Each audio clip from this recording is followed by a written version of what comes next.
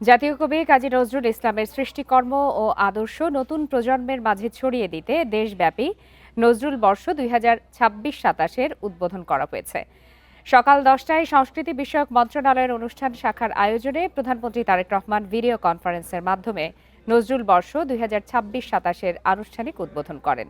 এ উপলক্ষে খাগড়াছড়ি পার্বত্য জেলার জেলা প্রশাসকের কার্যালয়ের সম্মেলন কক্ষ থেকে উদ্বোধনী অনুষ্ঠানে ভার্চুয়ালি যুক্ত হন জেলা প্রশাসক মোহাম্মদ আনোয়ার সাদাত সহ জেলার বিভিন্ন পর্যায়ের কর্মকর্তা।